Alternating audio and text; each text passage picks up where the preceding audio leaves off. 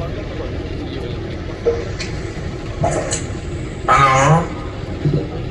Sir बोला बोला. हा बच्चे भाऊ.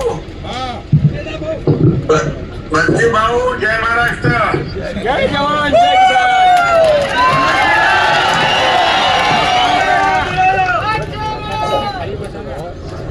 बच्चे भाऊंचा विजय असो.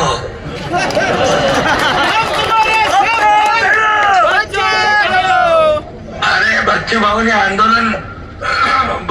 आंदोलन केलं कर्जमाफीचं, म्हणून आम्ही मुख्यमंत्री महोदय, मी अजितदादा होते त्यावेळेस आम्ही बैठक घेतली आणि एक कमिटी केली आणि 30 जून पर्यंत अहवाल आणण्याचा निर्णय घेतला. पण या बजेटमध्ये कर्जमाफीचा निर्णय घेतला तो बच्चू भाऊनी आंदोलन शेतकऱ्यांसाठी केलं, म्हणून आम्ही तात्काळ जी घोषणा आम्ही केली होती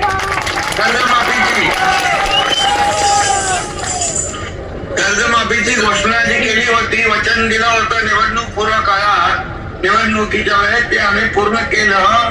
याचं श्रेय देखील बच्चू भाऊला जात आहे.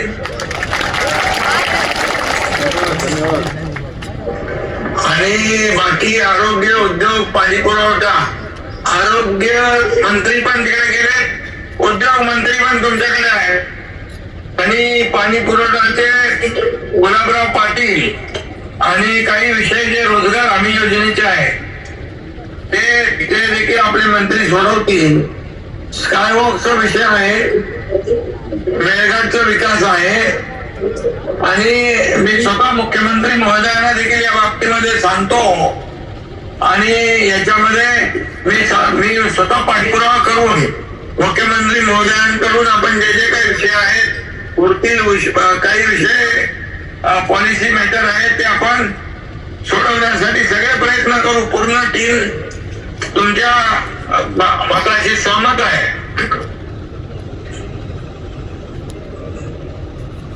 मला वाटतं सिडको पण आपल्याकडे आहे, चिखलदराचा सिडकोचा आणि स्काय वाजता हाय.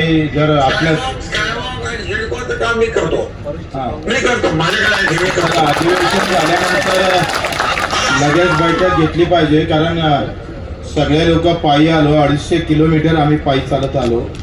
आमचा तुमच्यावर विश्वास आहे. कर्जमाफीची तुमची भूमिका या शेतकऱ्याच्या डोळ्यातली आसू पुसण्याची होती, पण आता मेळघाटचे पण आसू तुम्हाला पुसावं लागेल. अशी तुम्ही मराठी सगळ्यांना एकदा हमी दिली तर अधिक त्यांना थोडा. बिलकुल. बघा, सरकार आहे, तुमचं सरकार आहे, शेतकऱ्याचं आहे, सर्वसामान्यांचा आहे. त्यामुळे मेळघाटचा विकास, जो मेळघाटला मी आरोग्य मंत्री होतो तेव्हा गेलो होतो आणि मला तिकडची जाणीव आहे त्या भागाचा विकास आपल्याला करण्याची आवश्यकता आहे. आणि एक आपण आधी हे अधिवेशन संपलं की मुख्यमंत्र्यांच्या सोबत एक बैठक लावून टाकू आणि बाकी ज्या ज्या मंत्र्यांकडे विषय आहेत त्या मंत्र्यांकडून सोडून घेऊ. धन्यवाद. ओके ओके, धन्यवाद. आणि तुम्ही शेतकरी कर्जमाफीसाठी आंदोलन केलं, त्याची दखल सरकारने घेतली बघा, बरोबर? त्याबद्दल धन्यवाद.